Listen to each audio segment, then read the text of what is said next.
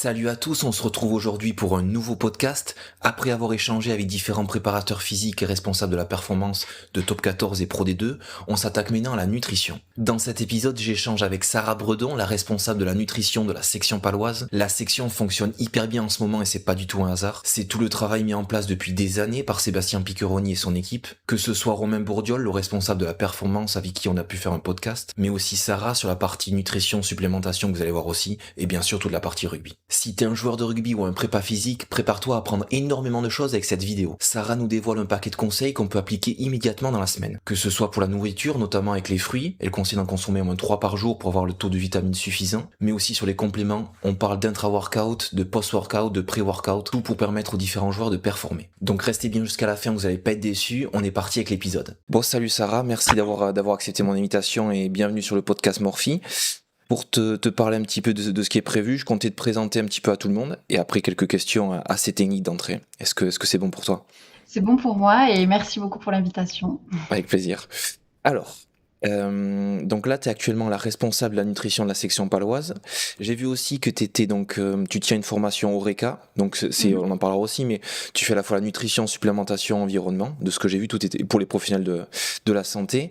Et en parallèle, tu es aussi rédactrice scientifique, consultante, conférencière et anciennement préparatrice en pharmacie. Est-ce que c'est bien résumé? Est-ce que j'ai oublié des choses un peu là-dessus? Non, on est bon. Ouais. Mais c'est ça, oui, effectivement, de formation initiale, j'ai un brevet professionnel de préparatrice en pharmacie. Puis après, dans les formations validées, j'ai 2 diplômes universitaires en nutrition et j'ai jamais arrêté de me former avec toujours. Là, tu vois, j'ai plus de 500 heures de formation professionnelle continue Quand même. voilà, qui s'est ajouté. Et puis peut-être on aura l'occasion d'en parler aussi, mais une partie quand même autodidacte aussi par rapport à tous ces sujets-là. Ça me parle tout ça. Et comment t'es passé dire de ça, de préparatrice en pharmacie à... Parce que la nutrition, ça te passionnait. Est-ce qu'il y a eu un petit déclic, un petit truc comme ça? Alors ça a vraiment été au sein de la pharmacie au final. Alors c'était il y a plus de 15 ans déjà, Ouais. mais quand j'ai débuté à la pharmacie, j'ai tout de suite été au rayon des compléments alimentaires. Ok. Et du coup, ça a été le premier lien finalement avec la nutrition et avec la petite particularité qu'on avait une pharmacie qui était à côté d'une salle de sport, donc avec beaucoup de sportifs aussi qui venaient chercher des Ah compléments ouais. alimentaires et finalement aussi du coup une population avec des questions assez pointues. J'ai touché un peu aussi le milieu du culturisme et donc finalement, ça a été le premier lien avec la nutrition et une passion aussi du coup pour trouver les éléments de précision, tu vois, en lien avec la nutrition, la performance.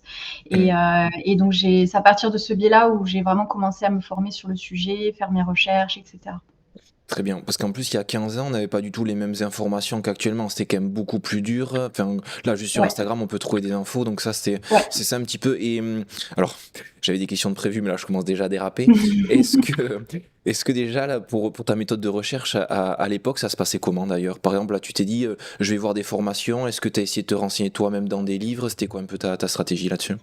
Alors j'ai essayé de voilà de toucher à plusieurs cibles, mais j'ai de suite pu faire de la formation professionnelle continue sur le sujet. Il y avait pas Ouais. grand chose à l'époque, hein, mais il y avait quelques organismes qui proposaient voilà des formations. J'ai essayé de regarder un petit peu dans les livres, etc. Mais de façon générale, il y avait un accès à l'information, en tout cas nutrition du sport, qui était assez difficile. Ouais. Voilà, pas beaucoup d'éléments voilà, divers et variés. Et puis surtout, moi, j'étais pas encore ouvert non plus à l'international. Parce que j'allais Donc, dire, c'est que c'était quand même des articles en anglais et tout, et si on mmh. parle pas anglais ou lit pas l'anglais, c'est un peu plus compliqué, ouais, au début en Voilà, tout c'est cas. ça. Donc au début, c'était assez compliqué et d'ailleurs, j'avais une frustration entre, bah, tiens, je fais telle formation et finalement, j'ai pas eu les réponses à mes questions. Mais Ah c'est ouais. ça aussi, tu vois, Hmm. qui m'a amenée à me dire: «Bon, bah, faut chercher plus loin». Ok, très bien, je vois la mentalité, très bien.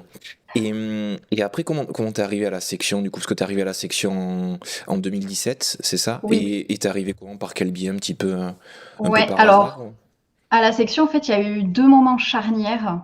Le premier, bah, ça a été au tout début, donc il y a 9 ans. Ouais, Donc il y a une dizaine d'années, j'avais déjà commencé finalement à faire de la formation moi-même et à en proposer. Et j'avais eu l'occasion de former un groupe de médecins OK. Donc dans la région, paloise, Mmh. et c'était des médecins du sport et du coup ça s'est fait un peu par le réseau, c'est-à-dire qu'un petit peu après la section paloise cherchait un intervenant sur la nutrition et en fait ils m'ont contactée directement donc la section est venue à moi, Parfait. tu vois? Ouais. Dans cette première étape, voilà OK. et tu vois le deuxième moment, mais qui a complètement changé, hein, c'est presque un deuxième recrutement, c'est avec l'arrivée, en 2021, De de Sébastien. notre, voilà, de Sébastien Piccheroni, notre manager et de Romain Bourdiol, responsable de la performance. Je ne les connaissais pas du tout, donc moi pour le coup j'avais zéro, voilà, zéro contact avec eux.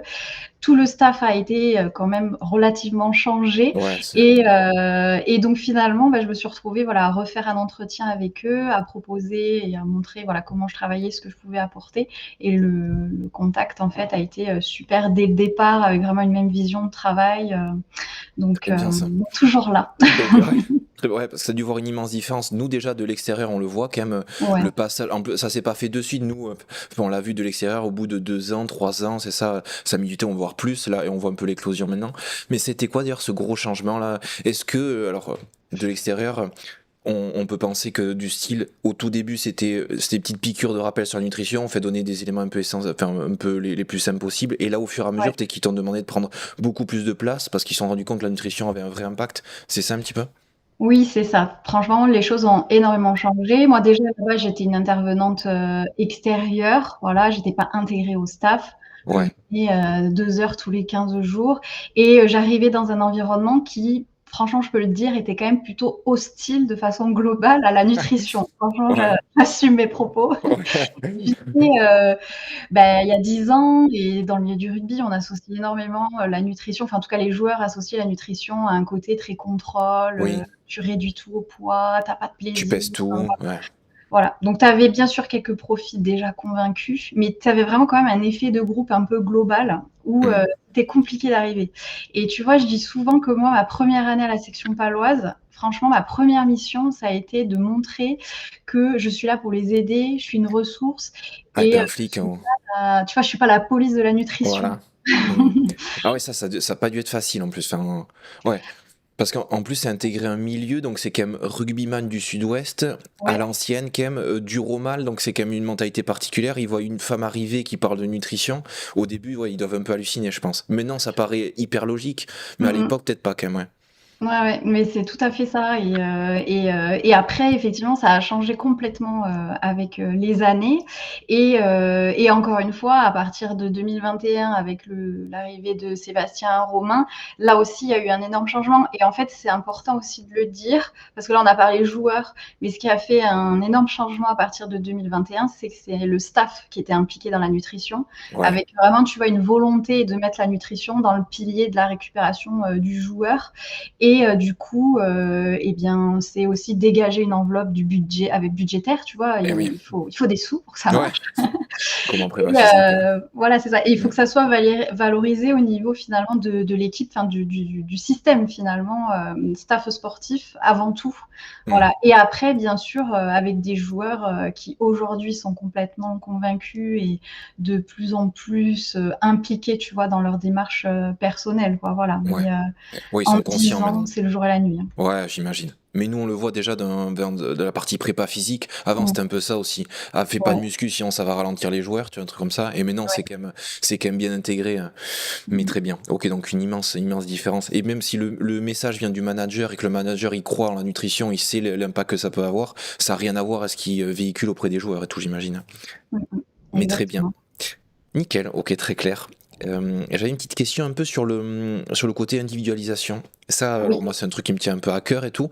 Moi, j'aimerais ouais, voir un peu, j'en parlais un peu avec Romain de la nutrition d'ailleurs avec lui, ouais. et on commençait à me parler de toi tout par rapport à ça. C'est au niveau ouais, de l'individualisation par rapport à la nutrition, supplémentation sur les joueurs. Comment ça Ouais. se passe? Est-ce que c'est par rapport à leur poids du corps? Mmh mh. Est-ce que vous faites voilà, des prises de sang à certains moments, voir un peu les carences que vous pouvez avoir? Voilà, Mmh tout mh. est un peu calculé, je sais pas, en fonction des journées de haute intensité, basse intensité. Est-ce que c'est calculé un petit peu comme ça? Alors, c'est vrai que c'est important de le soulever et aussi de soulever au passage que dans le rugby, c'est très compliqué parce qu'on a affaire à beaucoup de joueurs, Ouais, pour un référent généralement en nutrition. Donc quand tu dois c'est dur. personnaliser la nutrition de 40 à 60 joueurs, c'est un boulot monstrueux. Oui, Donc, j'imagine. il a fallu trouver des stratagèmes pour y arriver, mais voilà, c'est le cas aujourd'hui. Donc, on va se servir de plusieurs éléments. Bien sûr, la base, ça va quand même être l'évaluation alimentaire, hein, la partie journal alimentaire. Moi, m'apporte énormément dans la façon dont je vais pouvoir adapter la nutrition aux joueurs et cibler, tu vois, tel ou tel conseil. Ouais, Je vais aussi prendre des éléments de l'évaluation clinique, hein. Est-ce qu'il fait face à des problématiques particulières, des crampes, des blessures chroniques, des troubles digestifs. Enfin, vraiment, je vais essayer aussi d'intégrer, tu vois, toute cette dimension. ouais. On a aussi le côté données anthropologiques, donc anthropométriques, c'est mieux plutôt. Donc avec le poids, depuis l'année dernière, on a aussi des mesures, tu sais, par DEXA-scan. Ah ok, je vois très bien. Et Ok. voilà, et après bien sûr aussi les pinces.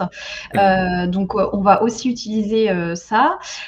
Pour la partie biologique, donc il y a effectivement un bilan biologique qui est imposé par la fédération de rugby et qui se fait Ah 3 ouais, fois dans l'année. Alors à noter que c'est quand même des marqueurs plutôt simple. conventionnels. Ouais, Voilà, ça me parle.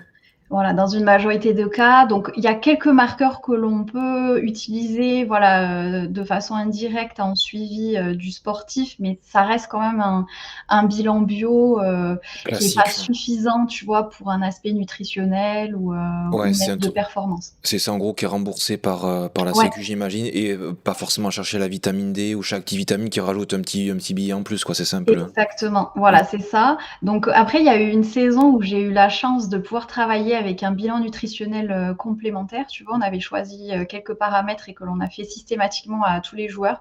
Ça a été Ok. génial. D'une part parce que c'est ultra pédagogique au niveau des joueurs. Voilà, ils Ouais. sont très finalement demandeurs d'avoir des preuves. Voilà, Mhm. de est-ce que j'ai tel ou tel défaut dans ma nutrition et le voir noir sur blanc sur, tu vois, sur une ligne Je vois, ouais. d'analyse biologique. L'utilisation de ces analyses montre qu'effectivement, il y a un intérêt à aller vers ça et tu vois, à pouvoir développer cette voie. La difficulté aujourd'hui, c'est le coût que ça va avoir. Ouais. Donc, franchement, si on voulait faire un testing poussé de tous les joueurs, enfin, on serait vite sur des sommes de 10 000 euros par an, tu vois, à l'échelle du club. Donc, Mhm. voilà, ça Juste pour compte. ça, ouais. C'est ça. Par contre, moi, j'ai une démarche aussi où les joueurs en fait peuvent faire ces analyses en payant eux-mêmes en fait ces bilans. Donc, tu vois, moi, j'ai des labos avec lesquels je travaille où j'ai des panels complémentaires, mais c'est le joueur qui choisit de payer et moi, je vais les accompagner par rapport à ces données-là aussi, tu vois. D'accord, ouais. Ouais. Voilà.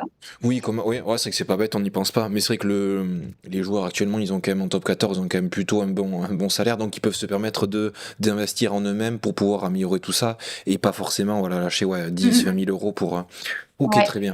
Donc, tu Euh, vois, on va Ouais. vraiment utiliser toutes ces données-là finalement pour personnaliser. Et par rapport à ce que tu disais sur la personnalisation des données, tu vois, de dépenses énergétiques en fonction des jours, etc. Bah là, on Ouais. est en plein dedans en ce Ouais. moment. On travaille dessus justement sur un algorithme pour chaque joueur et chaque jour de la semaine pour avoir une notion de leurs dépenses énergétiques. Donc, on a récupéré aussi les données liées au GPS et à chaque type Ah ouais. d'entraînement qu'ils vont faire. Donc Ok. aussi, on va prendre en compte la muscu, enfin, tu vois, vraiment tout, voilà, par poste, par joueur.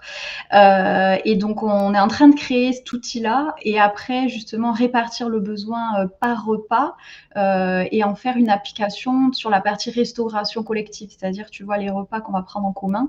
Là, on est en train de créer un outil pour qu'en gros, le joueur, il dise, bon, ben voilà, j'arrive à mon déjeuner, ben, je devrais atteindre, tu vois, tel et tel besoin et je vais y arriver en prenant tant de ça, tant de ça, tant de ça. Donc, c'est aussi personnalisé en fonction du menu du jour. Ok. Voilà. Ça, D'accord. c'est le gros projet du moment, là où on est à Ouais. fond dessus depuis Et, plusieurs semaines. et après, c'est bien automatisé même ou c'est trop compliqué, ça va. Par exemple, enfin qu'après, il y a ouais, un algorithme ou une IA qui permet après de dire en fonction de la semaine, c'est ça, et qui dit t'as besoin de tant de macros, tant de calories, à peu près, quoi, c'est un petit peu le truc. Voilà, exactement. Ok. Voilà. Mais le but, c'est oui, c'est d'arriver à l'automatisation. Donc, on est en train aussi de réfléchir au format et à comment on peut faire évoluer la solution. Mais on est vraiment sur ça, là, en ce moment. Ok, très bien, intéressant. Ouais, c'est un pas de plus vers la performance et tout, quoi, en gros. Mm. Très bien. Est-ce que tu as remarqué un peu des carences qui reviennent souvent chez les joueurs? Et même moi, je pensais, alors moi, je suis assez génétique et tout, mais est-ce que tu as déjà remarqué Mhm. un peu des différences de carence, par exemple, si un joueur il vient des îles, enfin des îles du Pacifique, ou si par exemple il est d'origine africaine subsaharienne, en fonction des ancêtres qu'il a eu, il a peut-être plus facilement des carences en vitamine D ou pas. Alors est-ce que c'est des trucs que tu as déjà remarqué ou pas du tout? Est-ce que ça te parle un peu tout ça? Ou c'est Alors, un peu oui, lunaire? en fait, la vitamine D, bon, elle est basse chez énormément de joueurs. Tu vois, la Ouais. saison où on l'a dosée 3 fois dans l'année, on avait 60 du groupe, en fait, qui était en deçà, tu vois, Ah ouais. Ok. de la valeur, on va dire, à 30 nanogrammes par millilitre, quoi. Donc, Ouais. ce qui fait quand même une grosse partie du staff, enfin, des joueurs. Et ce qui était très intéressant, c'est quand on regardait finalement les différentes répartitions dans la catégorie des déficits, effectivement, tous les joueurs à peau foncée Hmm. étaient vraiment beaucoup plus bas, c'est-à-dire qu'on avait des taux qui étaient inférieurs des fois à 10 nanogrammes par millilitre, donc proche d'un D'accord. état même carentiel. On n'est plus dans le déficit, là, on est dans la carence. Ouais. Donc ça, c'est sûr qu'on l'a observé. Après, sur d'autres nutriments, non. Ouais. Et tu vois, même par rapport à la vitamine D, j'ai plus l'idée que, en tout cas par rapport aux lectures sur le sujet, que c'est en rapport finalement avec le phototype foncé, plus que tu vois une origine purement Oh, génétique. ouais. C'est c'est c'est plus Voilà. ouais, c'est plus la couleur de peau qui donne qui est liée en tout cas à l'absorption en tout cas de la vitamine D ou OK. Mmh.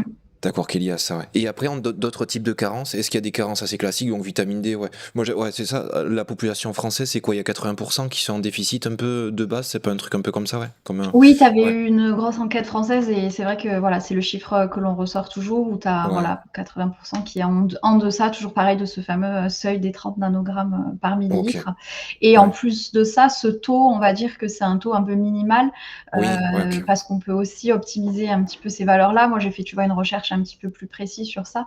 Et tu vois, on pourrait même sécuriser avec des valeurs entre 40 et 50. Et alors, quand tu prends cette valeur-là de référence, tu as encore Ouais, ça plus de retombe, ouais. joueurs concernés, quoi. Voilà. Oui, entre ce qui est annoncé par l'OMS et ce qui est optimal ou ce qui est ok. Très bien. Voilà, c'est ça, c'est ça. Et Et après, donc c'est comme autre type de carence, ce qu'il y a, par exemple, ouais, vitamine C, oméga 3, magnésium, c'est des trucs un peu classiques que tu as pu observer chez les joueurs? Ou c'est alors, autre chose? il y a plusieurs sous-questions finalement dans ta Ouais, question, parce ouais, qu'il y a les micronutriments dont on peut avoir une évaluation biologique, et puis il y en a ouais, d'autres où le marqueur biologique est pas fiable et donc pas forcément intéressant. Donc, ouais, par exemple, le magnésium, que ce soit le magnésium plasmatique ou même dans sa version érythrocytaire qui existe, c'est un marqueur qui n'est pas très reconnu, qui fait assez débat, tu vois, pour que ça soit un bon reflet de tes apports alimentaires et de ton besoin nutritionnel, à moins d'être dans des situations de déficit extrême. Et si c'était le cas, on aurait affaire à un joueur qui serait incapable de performer, quoi, ouais, il concrètement. serait épuisé. Donc, voilà, c'est pas des situations qu'on peut retrouver dans le sport de haut niveau, donc on va s'intéresser au magnésium d'une autre façon que par l'analyse de sang. La vitamine C, c'est un peu la même chose, on va pas pouvoir, tu vois, la vérifier. Mais après, dans les marqueurs, du coup, moi, j'ai eu l'occasion d'utiliser, tu vois, plusieurs vitamines, plusieurs oligo-éléments, Ouais, minéraux. Ce qui ressort souvent, c'est la vitamine E, tu vois, où tu as des abaissements, et c'est aussi le profil en caroténoïdes. Les caroténoïdes, c'est tout ce qui est bêta-carotène, alpha-carotène, le lycopène, tu vois, des choses comme ça. ouais, Donc, qui font partie des substances à visée plutôt antioxydantes. Et finalement, la vitamine E, ça va aussi avec ça. Moi, souvent, voilà, vraiment en proportion, dans les données que j'ai pu récupérer, c'est souvent ce genre de marqueur qui vraiment, en forte proportion, se retrouve dans tu vois, des apports un peu plus abaissés. Voilà. d'accord. Et pour que ça soit bien clair et tout, donc, ça veut dire que par exemple, tu fais une prise de sang et on voit que les marqueurs en magnésium et vitamine C, ils sont par exemple bas, ou haut, il y a pas forcément, c'est pas aussi simple que ça. Tu vas pas prendre si tu vois quelqu'un qui a des marqueurs bas en vitamine C, tu vas pas forcément donner la vitamine C, c'est pas aussi simple que ça? Oui, c'est ça, c'est ça. Parce qu'en fait, par exemple, magnésium et vitamine C, alors sur le magnésium déjà, par exemple, la valeur sanguine n'est pas trop un reflet de ton apport alimentaire. Il D'accord, est ouais. plutôt, en fait, c'est un électrolyte sanguin qui est vraiment sous régulation de plusieurs organes et hormones. Donc en fait, quand il est dérégulé, ce magnésium sanguin, c'est pas le reflet de ton alimentation forcément, c'est plutôt le reflet d'une dysfonction liée à un organe ou à un aspect un petit peu hormonal. Ça n'empêche pas d'envisager un déficit, hein. Mais Mm. moi, par exemple, sur la partie magnésium, je suis assez arrêtée sur le sujet, sur le fait que c'est l'enquête alimentaire avant tout. qui doit être le repère numéro un pour savoir si un sportif doit être supplémenté ou pas. D'accord, ouais. Et je vais un peu à contre-courant de tout ce qu'on entend Ah, sur le sujet du magnésium. ouais, OK. Heu, Parce que, je pense qu'il est surcoté de dire que tout le monde est en déficit de magnésium. OK. Alors, c'est surtout dépendant de ton alimentation de base, mais si tu as affaire à un sportif qui, se rapproche d'un modèle alimentaire, de type méditerranéen, donc avec une richesse en végétaux et qui couvre aussi ses apports globaux en macronutriments, et que, par exemple, tu utilises une appli de comptage, calorique, mais qui prend en compte aussi les micronutriments, en fait, on se rend compte très vite que dépasser 400-450 milligrammes de magnésium C'est pas quotidiennement dur? par l'assiette, c'est C'est pas facile. Voilà. OK, ouais. Après, c'est sûr que si tu as un joueur qui mange pas de légumes, pas de fruits, Ouais, voilà, il va y avoir des soucis. ouais. Mais tu peux couvrir ton apport par l'assiette et moi, je suis pas du coup dans une supplémentation automatique du magnésium. C'est vraiment au regard du journal alimentaire, du joueur Mmh. ou, d'une clinique aussi particulière.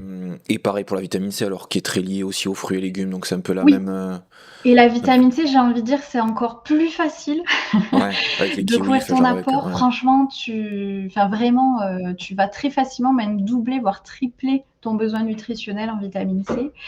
Surtout que tu vois, moi, j'ai vraiment une approche de l'alimentation, riche en végétaux. Mmh. Par exemple, en portions de fruits, je vais vraiment aller vers du minimum, 3 fois par jour et en fait, rien qu'en faisant ça, tu sais que tu es au double de tes apports et de ton besoin nutritionnel en vitamine C. Ouais, alors ouais, OK, hyper intéressant. Et moi j'ai une question par rapport à ça derrière. Et par contre, la qualité des fruits et des légumes. Si, donc par exemple, quand tu dis 3 fruits, Mmh. donc parfait, est-ce que des fruits pauvres en nutriments, je sais pas, les moins chers possibles, qui auraient été par exemple, je sais pas, qui étaient en Espagne, fait un sous serre et tout, Mmh. typiquement, est-ce que ça suffit, alors c'est très large comme question, mais est-ce que ça suffit Ouais. en besoin en vitamine C là-dessus? Est-ce que ouais, des aliments, ouais, des aliments pauvres comme ça? C'est genre, c'est. Alors, tu Ouais, as effectivement, des études qui montrent que certains micronutriments, pas tous, voilà, peuvent effectivement être abaissés par rapport à des nouveaux modes de culture. Par exemple, ça a été très bien montré sur le magnésium et aussi sur le fait, d'utiliser des aliments, des fois qui sont, dépourvus de fibres, hein, où on a enlevé des fibres. Par ouais, exemple, un féculent complet versus un non complet, tu as une différence en magnésium. Sur des nutriments comme la vitamine C, tu peux avoir des différences entre le moment où tu cueilles ton fruit, où là, effectivement, il est à maturation et il est bourré de mmh, vitamine C et tu vas en perdre forcément si tu si ouais, tu le consomme pas de cueilles suite, pas ouais. mûr et que tu le gardes, 1 mois Oui, dans ton frigo, voilà. logique, ouais. Mais attention quand même, c'est pas non plus la baisse, de teneur en micronutriments n'est pas, suffisamment significative pour expliquer, par exemple, une situation, de déficit, tu vois, majeur. D'accord, ouais. Et encore une fois, si tu manges un seul fruit par jour, oui, ça aura un impact. Si tu es à 3, Oui. non. Ouais, OK, ouais. Et de la vitamine C, tu en auras aussi dans les crudités que tu vas rajouter à côté et cetera, quoi, voilà. Ouais. Donc c'est un sujet, hein, comment Mmh. dire? La perte de qualité nutritionnelle de nos aliments, c'est clairement un sujet, hein, c'est pas à balayer, et à mettre sous le tapis.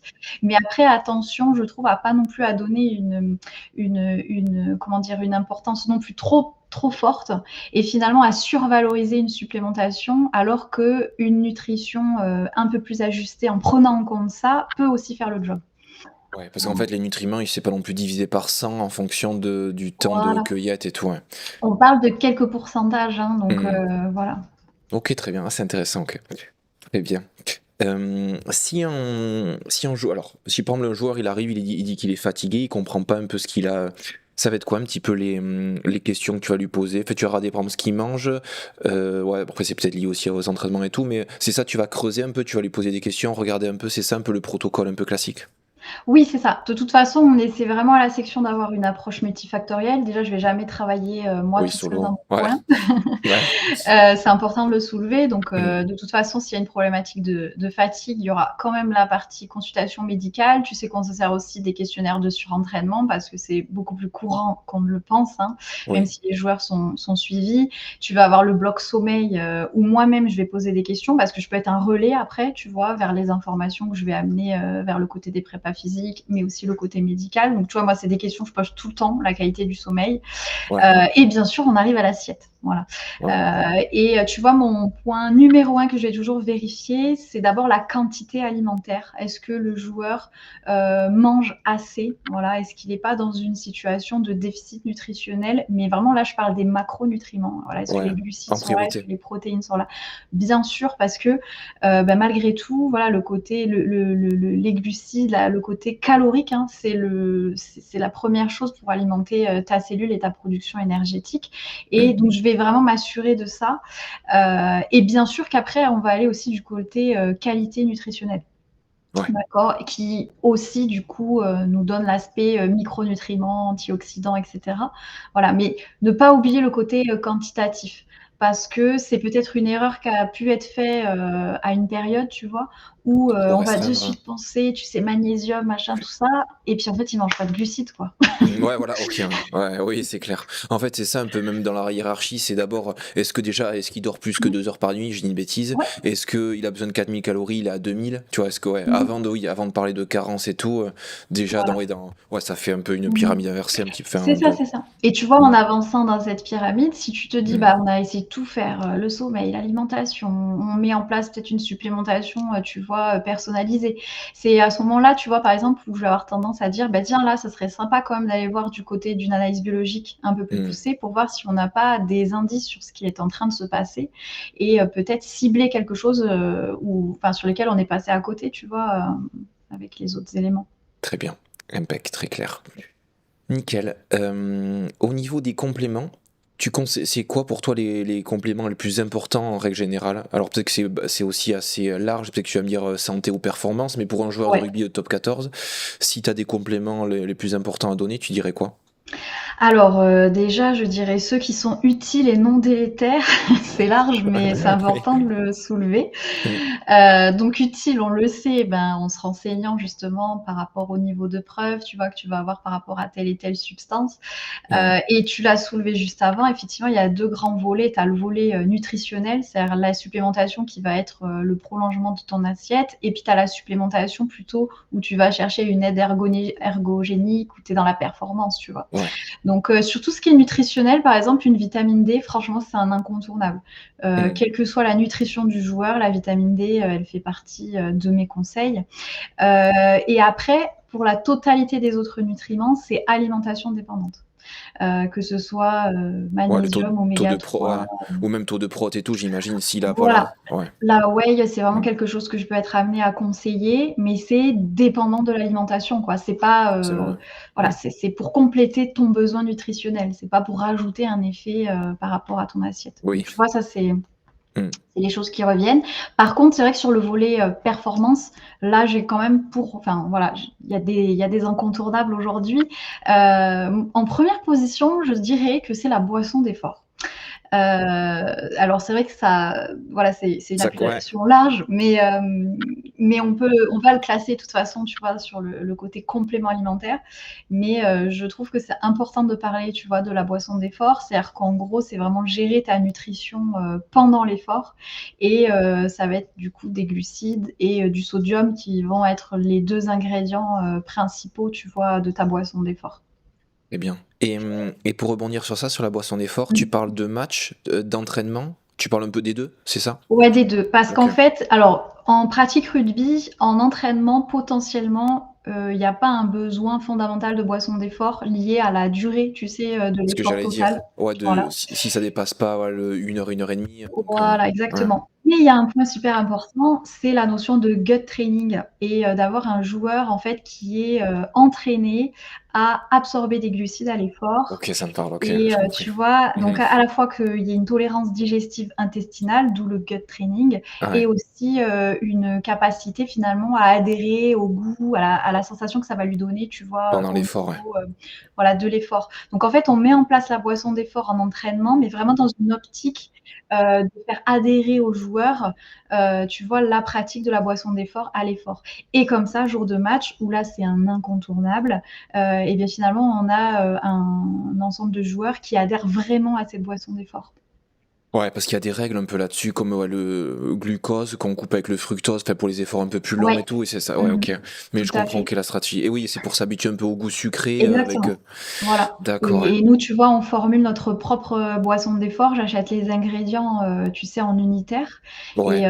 et on fait vraiment notre propre boisson pour répondre, à un grammage de glucides qu'on recherche et ça m'a permis aussi, tu vois, de trouver le goût qui plaisait à l'équipe. C'est-à-dire qu'en fait, on est sur une boisson, franchement, tu as l'impression de boire un sirop, Hmm. de grenadine ou de pêche, ça dépend Ouais. le goût. Ouais. Mais tu vois, un goût assez fruité qui fait pas du tout chimique et qui est assez Mhm. allégé en goût de sucre simple, tu sais, dans la Ouais. bouche mais tout en ayant suffisamment de glucides grâce à la maltodextrine notamment. Que j'allais dire, ouais. Donc, Ok. voilà, on a Ok. une boisson assez sympa et du coup une très très bonne adhésion des joueurs à cette boisson d'effort. Ouais, que les joueurs ils soient pas habitués tout le temps à boire de l'eau et en match on leur sortait un banga ou un truc, tu vois, enfin un Fanta, enfin un Mmh. truc hyper sucré et ça peut leur faire archi bizarre. Et oui, même au niveau du ventre, au niveau Ouais, digestion et tout, quand t'es pas habitué. Ok, exactement. je m'attendais pas à ça comme réponse, mais très bien. Ouais, Oui, c'est après il y a intéressant. d'autres, Ouais, compléments, hein, ouais, que dont je mais, peux parler, mais mais très bien. je la boisson d'effort, c'est vrai que je la mets en première position et après alors bien sûr la créatine, par exemple, tu vois, qui est Mm. assez, fondamentale aujourd'hui, d'autant plus en pratique, rugby. Après, il y a aussi tout le pôle des pré-workouts, tu vois, que je positionne assez facilement et qui sont assez incontournables jour de match. Pareil, là, pour le coup, c'est vraiment, du jour de Ah ok. match. On Mm. fait des tests hors match, mais l'objectif, c'est plutôt de positionner, tu vois, ça jour de match. Alors bien sûr, avec les substances testées et approuvées, tu vois, la caféine, les sources Ce de que j'allais dire. nitrates, de la citrulline. Mm. Et notre petite supplémentation secrète. Non, je rigole. Mais Ouais. à la section, j'ai mis en place ça depuis 2-3 saisons maintenant, les bicarbonates de sodium Ok. Ah ouais, moins qui sont commun. finalement assez peu répandus dans les sports d'équipe. Et, Pour basifier. voilà, c'est vraiment moi un sujet qui me passionne, les bicarbonates de sodium à l'effort, Ouais. et du coup qu'on utilise aussi. Voilà. Et le bicarbonate, ça va servir à quoi? C'est pour basifier l'organisme, c'est ça? Ou pas du tout la stratégie que vous avez derrière? Alors en fait, l'indication numéro un, c'est vraiment une amélioration des performances à l'effort. Tu as quelques études aussi qui commencent à sortir sur le fait que ça améliore la récupération. Elle va se faire sur une durée raccourcie. Et le mécanisme sous-jacent, c'est effectivement en lien avec l'équilibre acido-basique et Voilà. dans le fait que ta cellule musculaire va être plus à même en fait d'extraire, tu sais, tes ions hydrogène, tes protons H+, pour repousser la fatigue musculaire en fait, tu vois, induite Ouais. par l'effort. Ok. Ah ouais, c'est moins commun aussi, Voilà. mais très bien. Intéressant aussi. Et tu parlais du pré-workout, donc ce pré-workout maison, j'imagine, avec une formule où où vous utilisez celui, donc vous êtes Nutrimuscle, si je dis pas de bêtises à la Oui, section. alors c'est vrai qu'on a un partenariat avec Nutrimuscle et on a de la chance d'être avec eux pour beaucoup de supplémentation. Par contre, la partie pré-workout, on ne le travaille pas avec eux. Ok. Ah. Alors, en gros, Ouais. j'ai un pré-workout voilà, où ça répond, on va dire, à mon cahier des charges, où dedans, tu vas avoir des choses type citrulline et bêta-alanine, tu vois. Ouais, je me doute. Avec une formule très très clean et moi c'est vraiment aussi un point très important pour moi. Donc on va retrouver ce genre de supplémentation et on a vraiment fait le choix de proposer la caféine à côté, donc d'avoir une formule pré-workout sans caféine. Ok. Parce qu'en fait, aujourd'hui, on a des joueurs qui ne veulent pas de caféine parce que finalement, dans la Digère balance mal? bénéfice-risque, ils ont plus, tu vois, les désavantages que Ouais, les je vois. avantages. Voilà, tu vois, t'en as, ils sont très sensibles à la caféine et ils vont le ressentir sur leur niveau de stress, sur le sommeil, vraiment un gros souci sur Hmm. le sommeil. Ouais. Donc, ils préfèrent ne pas en prendre. Et ceux qui en prennent, il faut le prendre à la bonne dose. Et finalement, dans les formules toutes prêtes, tu n'es jamais à la bonne dose. Donc, du coup, on donne la caféine isolée et ça permet d'arriver au bon dosage, voilà, pour chaque joueur. Ok. Ouais, parce que c'est vrai que la caféine, on est tous plus ou moins tolérants. Enfin, si on prend beaucoup de Ouais, café dans la journée ou zéro, c'est qu'on est voilà. tous, ouais, on le digère tous un peu différemment. Et c'est vrai qu'on peut, enfin, pour avoir déjà testé ou ou même j'en connais qui ont déjà testé un peu comme ça, si on se fait une sorte de surdosage à la caféine, ça fait bizarre, quoi. On a l'impression d'être un peu bourré, ça fait un truc un peu qu'on n'est pas Ouais, ouais. habitué. Genre si on se prend un 200 milligrammes alors qu'on a jamais pris de café de sa vie, ça peut faire Ouais, bizarre, quoi, le truc. Donc ouais. ouais, ouais, tout à fait. Tu le sens bien passer en Ouais, général et tu ouais, le c'est refais pas. ouais, c'est ça, c'est bizarre, ouais. Enfin, ça, on se sent, ouais.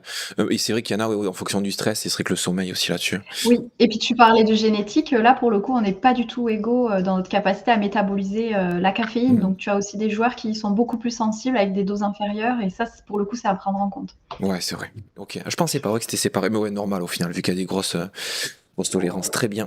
Pour rester toujours dans les compléments, est-ce que les dosages ils sont adaptés donc au poids du joueur à chaque fois? Parce que ça peut être complexe aussi quand même à faire. Par exemple, créatine, on dit souvent, je sais pas, c'est 5 grammes Ouais. par jour par personne. Est-ce que là vous faites des adaptations si un gars il fait 120 kilos ou c'est quand même un peu. Parce que j'ai vu, ouais, je me suis un peu renseigné un peu là-dessus, mais ouais, est-ce que vous faites pour chaque. Vous donnez un truc générique? Et c'est parce que ça. Ouais, pardon. Ouais, alors en fait sur la créatine, 5 grammes, on sait que même sur les hauts poids, tu couvres largement, Voilà ce le que j'allais dire. besoin.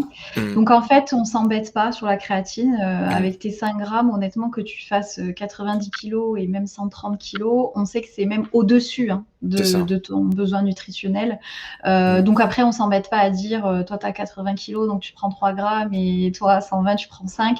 Tout le monde prend 5 grammes et on sait que ça couvre tout le monde et que t'as pas non plus d'effet délétère à être à 5 grammes si tu en utilises 3, quoi. Voilà. Ouais, c'est ça. Puis en plus, oui. Mais c'est ce que j'avais vu aussi. J'avais radé Voilà. ouais, ce qu'il faisait en fonction du poids du corps et j'avais vu que avec les recommandations, c'était hyper large. Donc voilà. Ok, mais très bien. Oui, c'est Je me ça, dis. c'est ça. Non, ce qu'on va absolument enfin, je veux dire, adapter au poids corps, c'est la caféine, ce qu'on disait juste avant, ça c'est incontournable. Ouais. Les bicarbonates, donc ça c'est vraiment une grosse logistique parce que la dose elle est joueur dépendante Ok. et la whey. Si on met de la whey, pareil, c'est une dose qui est adaptée aux joueurs. Ouais. Et donc son poids du corps et son rythme de vie et tout en fonction. Voilà, c'est ça, c'est ça. Voilà. Ok, bicarbonate, je savais pas que c'était en fonction. Ok, très bien. Nickel. Et après, ouais, on parle un petit peu des marques. Alors nous, on est partenaire NutriPure, mais Nutrimus, moi, je Oui. consomme encore aussi. C'est quoi ton avis un peu sur les marques de compléments? Parce qu'il y a de tout. Alors moi, j'ai un avis un peu là-dessus, mais moi, je suis pas Ouais. aussi spécialiste que toi. Mais par exemple, tu sais, au niveau traçabilité, au niveau marketing, il y a des super marques, enfin, qui ont un super marketing, mais au niveau de la traçabilité, c'est un peu compliqué. C'est Ouais. quoi un peu ton avis là-dessus? Il y a des, alors sans donner forcément de nom, on va voir si on en donne, mais il y a des forcément des trucs que tu conseilles plus que d'autres, en qui t'as plus confiance, j'imagine. Oui, totalement. En fait, moi, je suis, ultra exigeante, mais vraiment ultra exigeante sur la qualité des compléments alimentaires. Ce que j'entends par là, c'est bien sûr avoir, une traçabilité, du laboratoire sur comment ils travaillent, comment ils sourcent, ces ingrédients, où c'est fabriqué. Parce qu'effectivement, Ouais, c'est si ça. tu es Ouais. en France, en zone Europe, Hmm. hors zone Europe, c'est pas du tout les mêmes, tu vois, la même qualité. Et pour le coup, en France, on est super, on est vraiment, on a, comment dire, Bien loti. les normes sont quand même beaucoup plus élevées que sur certains pays. On a de la chance hein, sur ce point-là. Hmm. Et après, il y a tout l'aspect aussi où je suis intransigeante, c'est les additifs. Tu vois les additifs et moi c'est vraiment éliminatoire quoi. Tu as des additifs, c'est niet quoi. Je vais pas les mettre, je vais pas conseiller un produit si je vois un additif qui rentre pas dans mon cahier des charges. On est sur une population de sportifs qui vont consommer ces supplémentations tous les jours, toute l'année pratiquement. Donc pour moi, c'est impossible de conseiller un complément alimentaire qui répond pas à ça, tu vois. Et là, ça serait d'un point de vue santé, du style un additif Ouais. qui peut Mmh. perturber à terme. Ok. Et Ouais, c'est puis, ça. vous avez aussi une autre problématique, je pense, c'est du style, vous pouvez pas aller chercher des compléments aux États-Unis où vous connaissez moyennement la composition parce que même il y a les contrôles antidopage. Si par exemple ils trichent un peu, il y a ça aussi vous, enfin qui peut être Ouais. hyper, De où il toute faut faire hyper façon, nous, attention. avec tous les contrôles antidopage qu'on a, on est aujourd'hui obligé de passer par des gammes justement qui permettent un label antidopage, donc soit parce qu'ils ont, tu vois, la norme française par rapport à ça, ou soit qui sont carrément homologués antidopage avec des labels comme Sport Protect, ou quand tu vas à Ouais. l'étranger avec du sport informel. Enfin, aujourd'hui, tu as quand même des filières qui sont hyper transparentes là pour le coup, tu as une Hmm. traçabilité, les marques gardent des lots, donc si demain il faut faire un contrôle sur le lot que le joueur a pris, on peut. Enfin, tu Hmm. vois, du coup, on essaie aussi de choisir des gammes qui répondent à ça. Et là, pour le coup, les marques font des efforts par rapport à ça.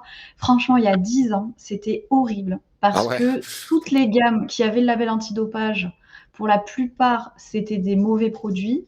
Ah Et ouais. dès que tu voulais du coup des produits qui sortent un peu du lot et qui sont, tu vois, clean, et qui ont un bon dosage et Mmh. voilà, sans ajout de ce que tu as pas envie, beh, tu avais pas de label antidopage, donc c'était assez compliqué, Ah ouais, putain, ouais. tu vois, de travailler dans ces conditions-là, puisque nous, on est dans un sport, où il faut faire super attention, à ça. Ouais, Donc ça peut aller vite, hein. voilà. OK, mais très bien, normal. Et on parlait de pré-workout, d'intra-workout et en termes de post-workout, est-ce que c'est, Mmh mh. un truc un peu que vous après chaque entraînement ou chaque match, vous l'avez un peu standardisé? Ou par exemple, je dis une bêtise, je crois que j'avais vu en plus sur une vidéo sur Instagram ou sur le Facebook de la section, c'est ça, whey plus poudre d'avoine, c'est un peu un truc un peu classique que vous avez, du style une source de protéines, une source de glucides? C'est ça un peu Oui, le c'est ça, c'est ça. Alors moi, je valorise, en premier lieu, encore une fois, l'alimentation et les vrais aliments. Donc si un joueur peut se faire effectivement, ensuite ouais, avec, voilà, une alimentation, classique, sa collation post-effort, c'est idéal. Et le côté effectivement, je ne peux pas me faire à manger ou j'ai pas pu m'amener à manger ou le club a pas pu fournir. Dans ces cas-là, effectivement, on va vers de la whey et voilà, quelque chose qui me tient énormément à cœur, c'est justement de ne pas donner que de la whey. C'est-à-dire donner ouais, que des protéines isolées en post-entraînement, c'est quand même bien dommage. ouais, Il faut une source de glucides et donc pour le coup, là, tu vois, chez Nutrimux, c'est assez chouette pour ça. On a la whey et puis après on a la poudre de flocons d'avoine, ce qui permet d'avoir une source de glucides de qualité avec un apport en fibres. Enfin, tu vois, tu es quand même sur un aliment pour le coup et pas un ajout, de ouais, sucre, tu vois, transformé et ouais et cetera. puis Donc à pratique, minima, ouais. on ira vers ça, tu vois? Oui, on n'est pas sur un gainer, ou je sais pas où avec beaucoup de sucre rapide et compagnie, voilà, c'est, Oui, c'est ça, ouais, exactement. Et après, quand on peut le faire, mais ça dépend, bah, c'est souvent dépendant du budget, hein, on n'a pas encore la capacité financière, par exemple, enfin, tu sais, de proposer une collation préparée par le chef après chaque entraînement. Donc ouais, c'est là où, du coup, on essaie de trouver, tu sais, des béquilles un petit peu avec ce genre de solution. Mais des fois, on a la possibilité, effectivement, d'avoir, voilà, une collation préparée par un chef et c'est beaucoup mieux, tu vois? Parce que là, on ouais, va pouvoir mettre en place un petit wrap, avec, tu vois, du poulet, des légumes, des smoothies, enfin, tu vois, des choses, beaucoup plus intéressantes. En fait, ce que j'aime rappeler, c'est que quand tu prends, par exemple, de la whey, tu mmh. prends de la protéine et tu as pratiquement que ça dedans. Quand tu vas manger du poulet, Il y bah, a tu as pas pas que, ouais. que des Ouais, protéines. ouais. Mmh. Donc il y a vraiment un intérêt à manger des aliments entiers avant tout et à se servir des supplémentations en protéines vraiment comme, d'un ajout et d'un Ouais, complément. quand on est en dessous du Ouais. protéine idéal, quoi, un peu le truc. Mais c'est vrai que alors, quand même un club de rugby pro, j'imagine même pas bon, en supplément ce que ça coûte, mais en nutrition aussi, parce que c'est un budget quand même. Enfin, quand tu déplaces 30 joueurs ou 40 joueurs, fait Ouais. plus tout le staff, c'est quand même, enfin, c'est quand même un budget monstrueux auquel, et c'est pas si simple que ça. On peut dire, ah ouais, mais c'est juste un chef, mais c'est beaucoup plus complexe que ça quand même. Ouais, C'est ouais, quand même, ça fait partie du truc, quoi. totalement. Mais très bien. Nickel. J'aimerais savoir un peu ton avis, alors plus sur la nutrition en général et tout, mais par exemple ton avis sur les produits laitiers, sur le gluten, juste en tant Mmh. que personne, toi qui as beaucoup étudié le sujet, j'imagine, et c'est ton métier, j'aimerais savoir un peu ton avis un peu là-dessus. Qu'est-ce que tu en Oui, penses, ouais, de oui. tout ça? Alors c'est vrai qu'en plus, bon, il y a eu toute une, mode ou en tout cas toute une ère un peu anti-produits laitiers, Hmm. anti-gluten. J'ai l'impression qu'aujourd'hui ça se tasse un peu quand même. Il y a On d'autres modes aussi, revalorise ouais, un ouais, petit peu ouais, ces choses-là. Mais c'est quand même intéressant effectivement d'aller voir du côté des études si on a des données et on les a les données. Donc c'est ça qui est plutôt rassurant. Donc par exemple, quand tu es sur le côté produits laitiers, pour le coup là, c'est ultra étudié. Tu vois, on a des revues systématiques, des méta-analyses, donc on a vraiment des hauts niveaux de preuves pour dire que de façon générale, ça va plutôt avoir soit des effets neutres sur un aspect santé, par exemple, le niveau d'inflammation. Si on prend par exemple ces ouais, caractères-là, tu vois, est-ce ouais, je pense que à c'est ça. inflammatoire les produits Hmm. laitiers? Ça a été étudié. Dans les grandes études du coup que l'on a, c'est soit des effets neutres, soit des effets bénéfiques. Voilà. Ok, Et on n'a jamais pu, tu vois, faire une association avec le côté inflammation. Par contre, ce qui est très intéressant, je trouve, c'est de voir quand ça a un effet bénéfique, est-ce qu'on a réussi à déterminer pourquoi. Et il y a une ouais, catégorie ou une sous-catégorie de produits laitiers finalement qui ressort aujourd'hui, c'est le fait de consommer des produits laitiers fermentés. ok, En fait, c'est les produits laitiers qui contiennent des ferments lactiques. Donc, tu vas retrouver ça dans le fromage, particulièrement quand il est au lait cru. Et puis après, ça va être le kéfir, par exemple, tu vois, kéfir Ok, de lait, ouais. ou alors les yaourts. Voilà. Et Hmm. tu vois, ça, c'est vraiment un conseil que je mets en avant quand tu vas choisir ton produit laitier, parce qu'aujourd'hui, c'est vrai qu'on a les skis, on a les fromages blancs, on a les yaourts, enfin, tu vois, tu as plein de choses. Alors, normalement, quand on achète un yaourt, c'est fermenté. Quand on achète un fromage blanc, ça ne l'est pas. Mais Ouais, maintenant, quand on regarde les ingrédients, on se rend compte que c'est fabricant dépendant. Donc, mon conseil, c'est regarder la liste des ingrédients de ces produits laitiers et vérifier la présence de ferments lactiques parce que ça semble être quelque chose de, tu vois, de bénéfique. Voilà. ok. Et j'imagine, ok, très bien. Et j'imagine, tu vas pas forcément les conseiller si par exemple il a vraiment du mal si le joueur a du mal à digérer les produits laitiers ou le gluten, quoi. C'est peut-être juste ça, ou ça peut être. Alors, ça n'exclut pas effectivement une sensibilité individuelle. Tu Ouais, vois, effectivement, si vraiment le joueur il mange et ça va pas, bon, il peut y avoir l'intolérance au lactose. Hein, celle-là, en général, on n'a pas de doute. Hein. Tu c'est consommes pour ton ça. produit laitier, tu vas aux Ouais, toilettes dans ouais, les 2 heures qui suivent. ouais. Bien sûr, là, Mm, voilà, on va pas mm. forcer les choses. Mais ça peut être aussi intéressant de déterminer pourquoi il y a cette sensibilité individuelle. Est-ce qu'elle a toujours été là, tu vois? Est-ce qu'elle est Ah oui, arrivée plus tard? Ça peut être un signal. Peut-être qu'il y a quelque chose qui se passe pas bien au niveau digestif et tu vois qu'il faut intervenir sur la partie digestive. Donc oui, bien sûr qu'on va prendre en compte ça. Voilà. ok. Et voilà. Et sur le gluten, c'est un peu la même chose. Hein. On a 40 ans d'études sur le sujet et vraiment, on ne peut pas dire que le gluten est pro-inflammatoire à l'échelle d'une population. Et au contraire, et je trouve qu'on ne le dit pas assez, les régimes sans gluten aujourd'hui, il y a vraiment tout un tas de risques aujourd'hui qui sont avérés. C'est-à-dire que c'est des régimes qui souvent sont plus associés à des déficits micronutritionnels et par exemple aussi, tu vois, on parle aujourd'hui beaucoup de l'importance du microbiote intestinal. Et Mm. bien avec des modifications, tu vois, sur la partie microbiote intestinal et la capacité de nos bactéries à fabriquer certaines petites molécules qui sont hyper importantes pour la santé et la performance. Ok, et oui, c'est vrai qu'après aussi, même supprimer le gluten, c'est peut-être qu'il y en a aussi, ils font des sortes de mélanges, sortes de soupe, de plein de trucs pour au final Oui. remplacer. Je sais pas, pour faire un pain avec plein d'ingrédients spéciaux et peut-être des Mmh. additifs qui au final peut-être Exactement. plus Mais c'est tout à fait ça, délétères. ouais, ouais. C'est des Hmm. populations après qui d'ailleurs, dans les études, on les associe à plus de consommation d'aliments ultra transformés Voilà, parce que voilà. quand tu achètes tes produits sans gluten, Hmm. c'est même pire que, les Ouais, homologues avec gluten, hein, en général dans les ouais, c'est consos, ça. quoi. Si c'est pour, ouais, si c'est pour essayer de reproduire l'aliment en transformant dans tous les sens, au C'est ça, c'est final. ça. Et puis tu sais, il peut y avoir aussi un aspect environnemental. Par exemple, quand tu es sans gluten, souvent tu vas manger plus de riz et Ouais. le riz, on sait que c'est une céréale, alors très bonne pour la santé, il faut en manger, mais c'est Hmm. aussi une céréale, par exemple, on en parle beaucoup en ce moment, qui est polluée en cadmium. Et en fait, Ah tu peux te oui, retrouver j'entends. aussi avec une consommation majorée de ce genre de substances et qui finalement est plutôt délétère. Alors que si à côté, tu avais mangé des sources de blé, bah, tu aurais réduit, tu vois, ta charge liée à ça, quoi. Voilà. C'est un Je peu. dis, voilà, Ouais.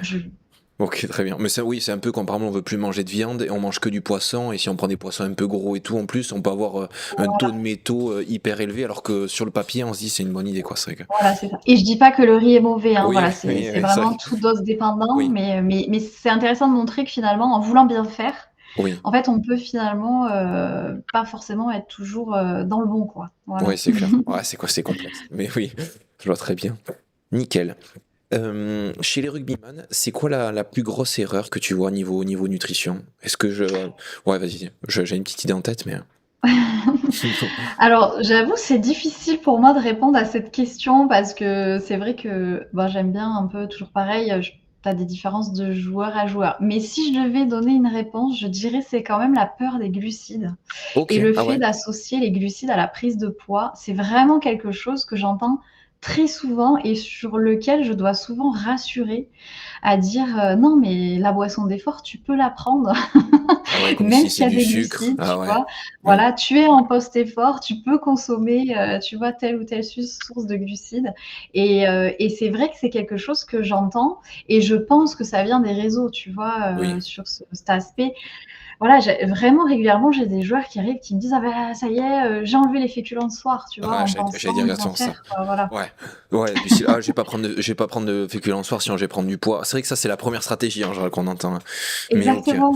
Je pensais aussi que tu allais dire peut-être de manger peut-être trop de prot aussi. Peut-être qu'ils vont se dire, ah ouais, plus de prot, c'est plus de muscles. Ah ben, tu sais, je me mets des 500 grammes de viande, trucs comme ça. Je m'attendais aussi à Oui. des trucs un peu. C'est vrai Mm. que ça, tu peux effectivement l'avoir et souvent ça va de pair avec le fait de pas consommer tes glucides parce que quand tu vas réduire, un macronutriment, c'est toujours au profit d'un autre, hein, donc Ouais, du oui, coup, ça va se faire assez naturellement et du coup, tu as raison de le soulever parce que le côté par contre protéique va pas être associé à la prise de poids donc rajouter ouais, des sources de protéines, ça va pas leur poser de soucis mm, alors que c'est pas forcément, intéressant.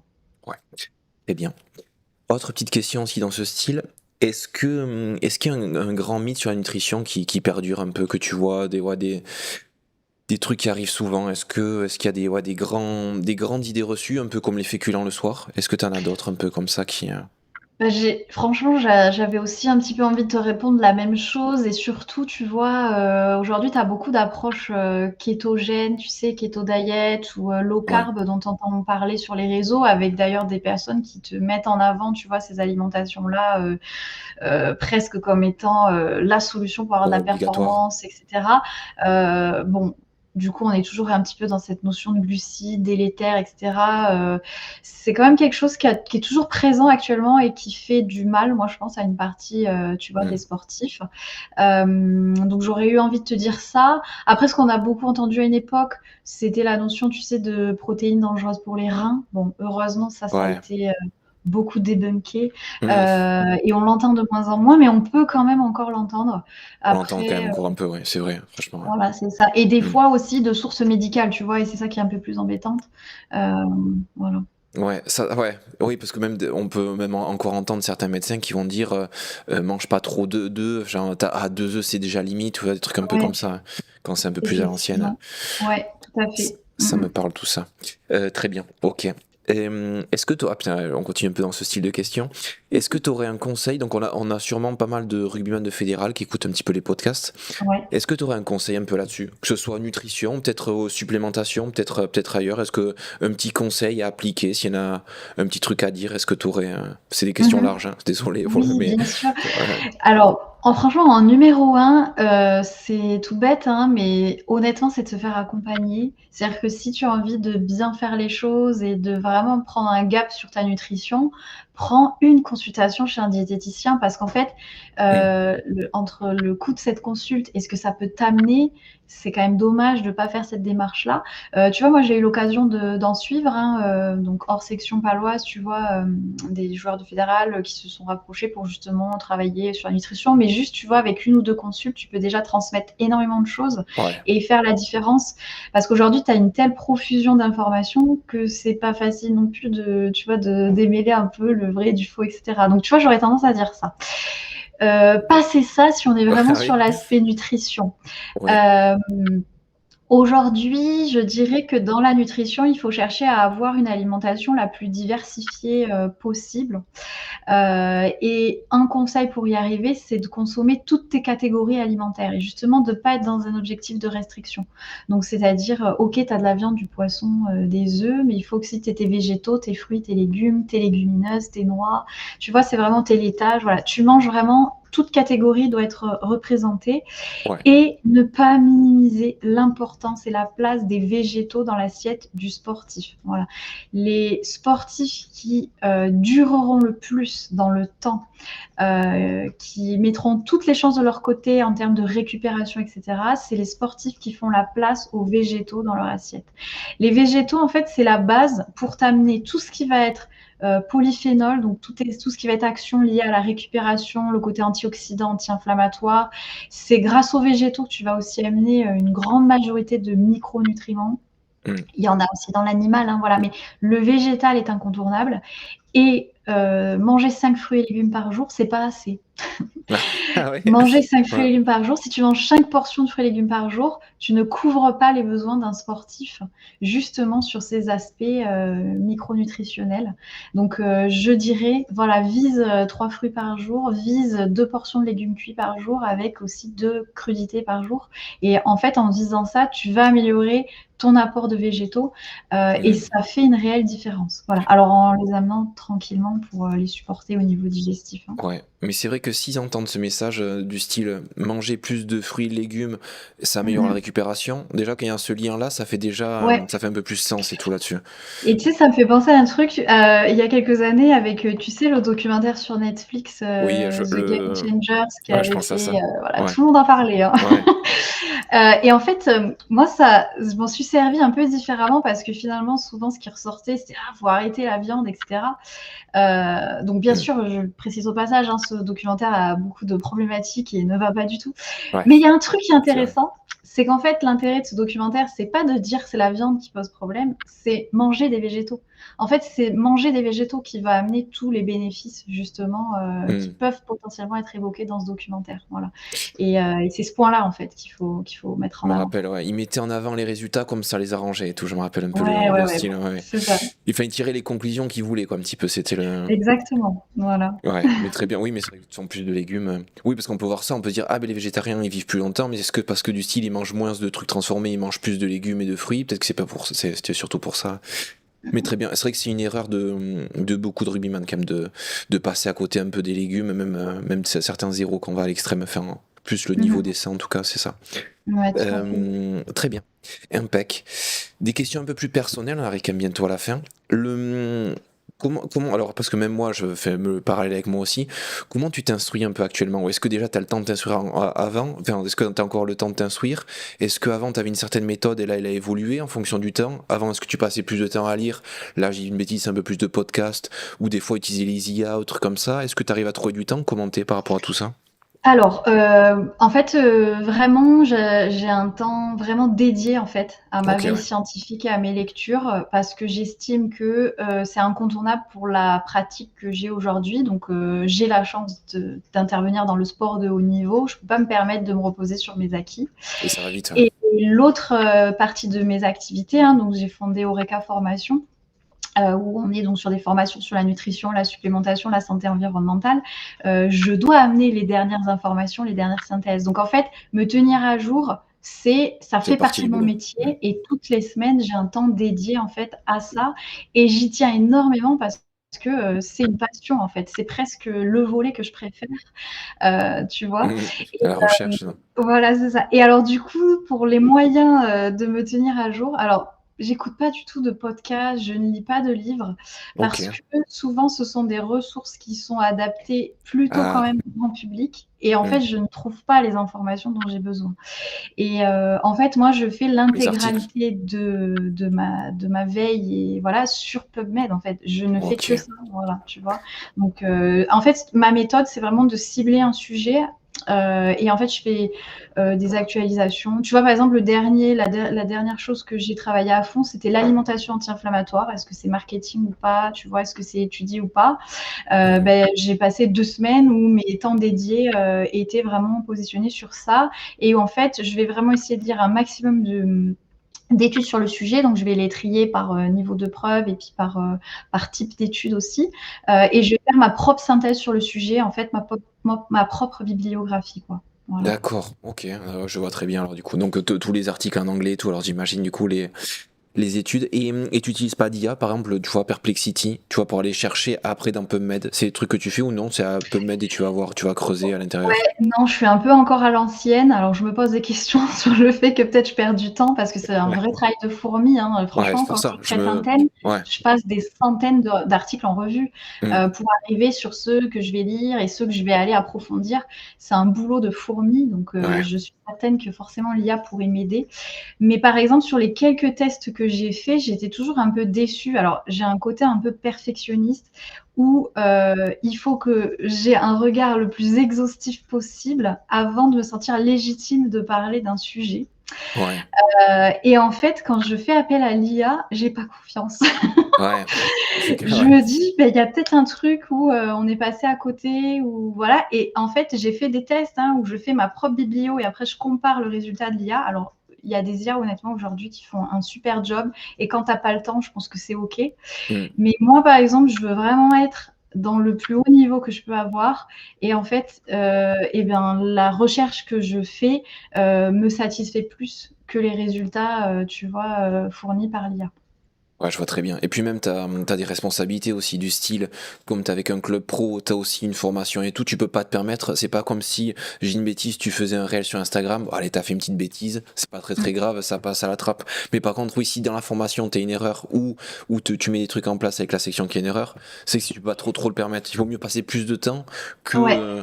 Ouais, Ouais, je ouais, vois c'est très bien. exactement ça, voilà et du coup, par exemple, vraiment, hein, 100 des informations que je transmets et que je donne, derrière, c'est forcément une information où j'ai fait une recherche dessus. Je vais Ouais. jamais donner un avis juste parce que j'ai lu, un livre, un post ou un truc comme ça, tu vois? Mm. Jamais. C'est vrai qu'on peut facilement se faire influencer là-dessus, et même à tout niveau. Par exemple, le podcast d'avant, j'étais avec Romain Guérin, donc de Grenoble, là, le Ouais. responsable de la performance. Et lui, pareil, des fois, bah, c'est des trucs qu'on peut avoir. On peut se dire, on voit une vidéo, on voit ça, on se dit, ah merde, c'est vrai que je fais pas ça moi, mais au final, l'erreur que tu as envie de faire, c'est de tester direct, alors qu'en fait, il faut creuser un peu plus le truc.